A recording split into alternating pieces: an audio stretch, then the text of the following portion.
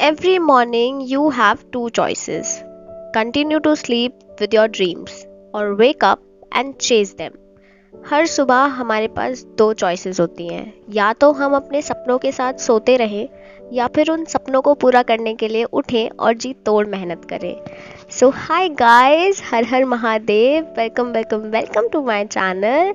I am Kritika and एक बहुत प्यारे से दिन की शुरुआत करते हैं आप सभी के साथ. तो सबसे पहले तो आप सभी कैसे हो कमेंट सेक्शन में बताओ एंड आज की वीडियो स्टार्ट करते हैं. पता है, मेरे पापा कहते हैं कि जिसने उगता सूरज नहीं देखा ना, उसने ज़िंदगी में कुछ नहीं देखा. एंड कहीं ना कहीं ये बात सच है. इसका एक अलग ही एक्सपीरियंस है, और अगर आपको ये एक्सपीरियंस लेना है ना, तो आपको जल्दी उठना पड़ेगा. एक बार अपनी लाइफ में ज़रूर उगता सूरज देखना, बहुत ही अच्छा एक्सपीरियंस होता है. तो मैंने ब्रेकफास्ट कर लिया एंड यहाँ पे ना मैं वेट कर रही हूँ डिलीवरी मैन का, क्योंकि मेरा एक पार्सल आने वाला था and I am super excited for it. वो मेरा पर्सनल नहीं था, मैंने ऐसे ही मंगाया था.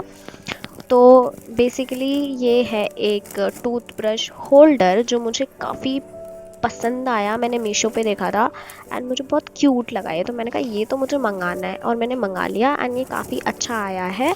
तो अभी मैं इसी को अनबॉक्स कर रही हूँ एंड उसके बाद पढ़ने बैठेंगे. ठीक है, तो आप भी देख लो, ये कुछ इतने क्यूट क्यूट से बेयर है एंड बहुत ही अच्छे हैं. और आपको ना इसको ऐसे टाइल पे जब हम ठोकते हैं कील, तो टाइल टूटने का डर रहता है, बट ये स्टिक ऑन है, तो आप इसको स्टिक कर दो टाइल पे एंड ये बहुत अच्छे हैं. तो आज सबसे पहले स्टार्ट करेंगे लेक्चर से.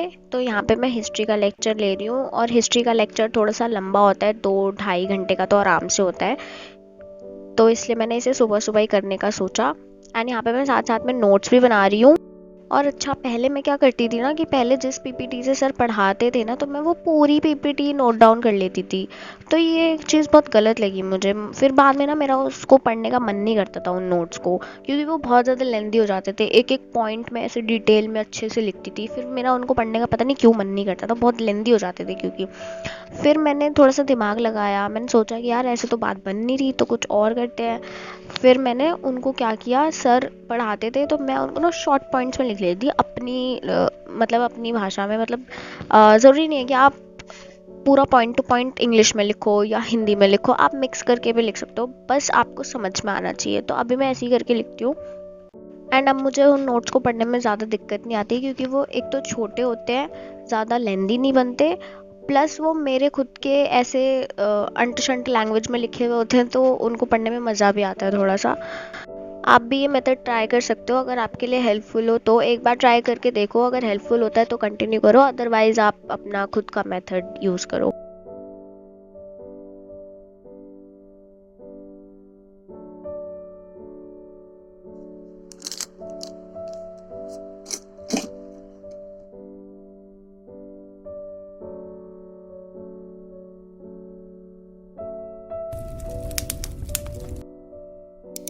लंच करके मैं आ चुकी हूँ और अभी मैं करूँगी न्यूज़पेपर. आजकल मैं द हिंदू पढ़ रही हूँ. द हिंदू में ना चीज़ें बहुत एक्सप्लेन करी हुई होती हैं, तो अच्छे से समझ में आ जाती हैं. और यार बचपन में कैसा होता था ना, मम्मी पापा इंग्लिश न्यूज़पेपर लगवा देते थे कि हाँ भाई बच्चे पढ़ेंगे इंग्लिश न्यूज़पेपर तो इंग्लिश अच्छी होएगी, फ्लुएंट हो जाएगी, इंग्लिश बोलने लग जाएंगे, है ना. लेकिन पढ़ते हम फिर भी नहीं थे, है ना. और कई बार स्कूल वाले भी बोलते थे कि इंग्लिश न्यूज़पेपर पढ़ के आना, है ना. ऐसा होता था, मेरे साथ तो होता था, लेकिन पढ़ते हम फिर भी नहीं थे. कभी कभी पढ़ते थे, फिर नहीं पढ़ते थे, बाद में नहीं पढ़ते थे जब काम हो जाता था.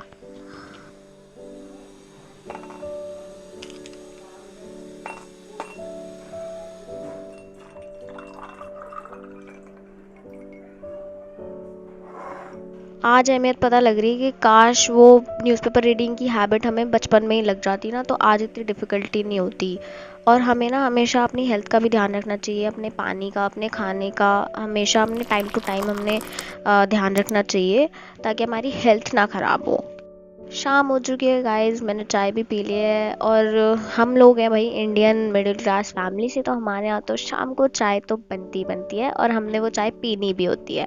ठीक है, अभी मैं करूँगी ज्योग्राफी और साथ साथ में मैप्स भी देखूँगी. मैप्स भी हमें देखते रहना चाहिए, फिर उससे क्या होता है ना, हमें लोकेशन पता लग जाती है.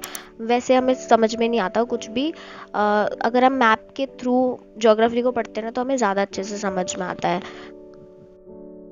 अब यार हम छोटी क्लासेस में होते थे तो उसमें भी हम जब ज्योग्राफी पढ़ते थे तो वहाँ पे भी हमें बुक्स के अंदर ही मैप दिए हुए होते थे और उससे हमें कितने अच्छे से समझ में आता था। लेकिन अब तो ऐसा होगा नहीं ना, अब हमें खुद ही मैप्स देखने पड़ेंगे। तो मैप के साथ अगर हम ज्योग्राफी पढ़ते हैं ना तो हमें ज़्यादा अच्छे से टॉपिक क्लियर होते हैं। आप ये ट्राई करना, ठीक है। आज के सारे टास्क हो गए कंप्लीट। आपसे मिलते हैं नेक्स्ट ब्लॉग में।